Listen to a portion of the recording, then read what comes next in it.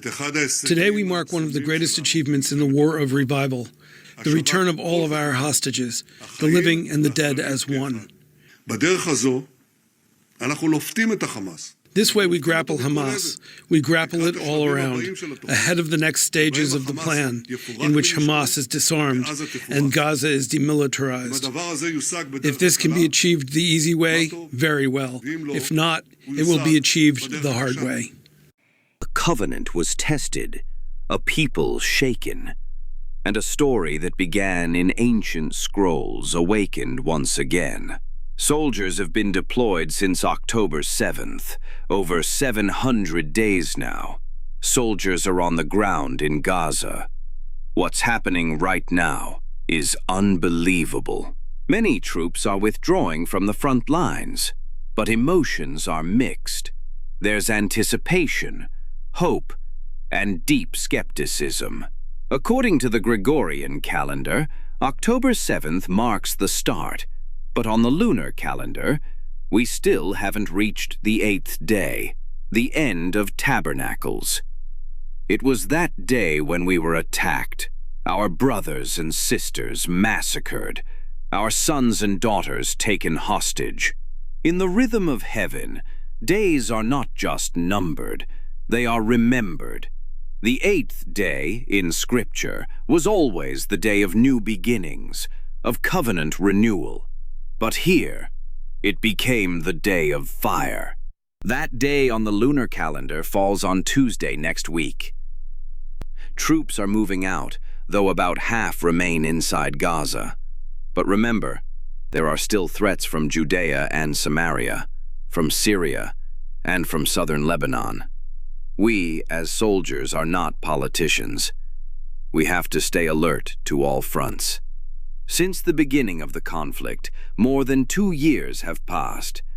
The battlefield has changed, but the spirit of vigilance remains. Israel's borders are lines of ancient prophecy, alive with both faith and fear. From a distance, it might look peaceful, like everything's okay. But we know the neighborhood we live in. It's filled with deception. We do not believe Hamas truly wants to disarm, even though that's what must happen. We're hopeful, but skeptical. Hope is the heartbeat of Israel, yet skepticism, her shield. Between the promise and the peril, faith must hold the line. Crawl through darkness, one step at a time. You hear whispers, sometimes prayers, sometimes screams. Down there, you're not just fighting men. From the ashes of captivity will rise the songs of freedom. For even the bones must come home, as the prophets declared. I will open your graves, O Israel, and bring you back to the land. Beneath the sands of Gaza lies another world, a dark labyrinth where ideology breathes through concrete and rebar. The soldiers' words echo through those tunnels like a warning from the deep.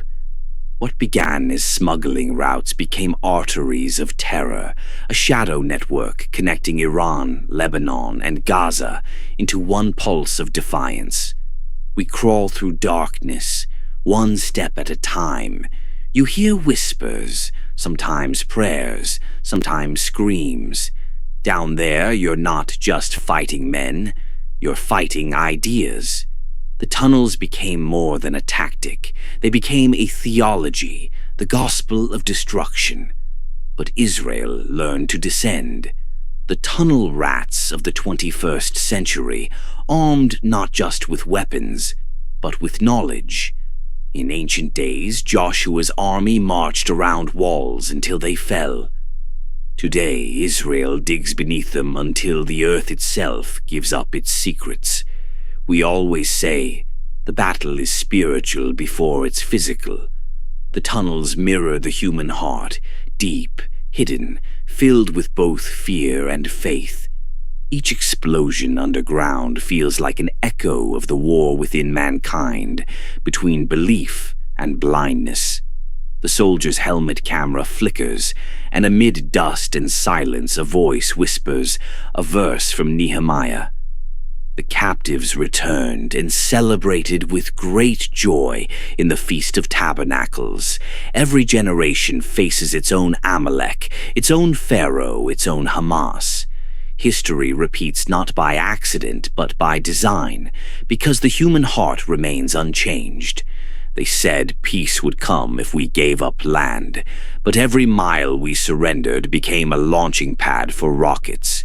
Now we've learned only truth brings peace. The ancient prophets foresaw days like these, when nations would gather against Jerusalem, and yet the city would not fall. Faith, once whispered, becomes defiance in the face of deception. When Joshua conquered the land, the borders of Israel stretched from the river to the sea, including Gaza. The book of Joshua names it clearly, from Ekron to the sea, even Gaza. Long before modern lines were drawn, the promise was declared. And in those days the Lord said, "Fear not, for I have given you the land. Every place where your foot treads shall be yours." For thousands of years those words have haunted and inspired, shaping the destiny of a people who never ceased to return. The soldier remembers a verse from Nehemiah, chapter 8, verse 17. It speaks of captives who returned and celebrated under makeshift shelters during the Feast of Tabernacles. And now, centuries later, Tabernacles comes again, while hostages remain in captivity. Prophecy is not just prediction. It is memory that has yet to happen. Could it be that history will fold upon itself, that the same day of sorrow becomes the day of release? From Nehemiah to now, the story repeats. The captives return, and the people rejoice. Isaiah once wrote, "Arise, shine, for your light has come, and the glory of the Lord has risen upon you." He also warned of those who dig deep to hide their plans from the Lord. Every prophecy feels alive here. You walk these streets and sense ancient words breathing through rubble. As global eyes turn toward Gaza, diplomacy moves in shadows. World powers speak of peace, yet arm the very forces that wage war. Iran supplies weapons, nations debate morality, and still the ground shakes with rocket fire. When kings gather and speak of peace, yet prepare for battle, know that the hour draws near. In the United Nations, speeches echo. In the heavens, signs appear. The Feast of Tabernacles, a time of joy, becomes a watchtower moment. Prophecy unfolds not in silence, but in repetition. Each war in Israel's history carries the same rhythm: siege, sorrow, deliverance, rejoicing. We've buried brothers and rescued captives, but I believe we're not done yet. There's more to come. Analysts call it geopolitics. Believers call it fulfillment. From Damascus to Tehran, from Gaza to Jerusalem, every headline seems to rhyme with scripture. When the nations rage, the earth trembles. But the Lord remembers his covenant.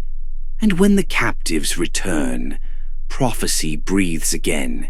Each face emerging from captivity becomes a living verse, a testimony that the ancient word still lives.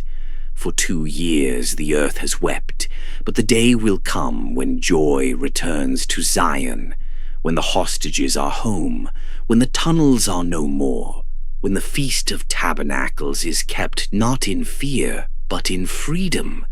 This is Gaza, not just a battlefield, but a mirror of the human soul, a land where war meets worship, where politics meet prophecy, and where faith still dares to believe that life will rise again.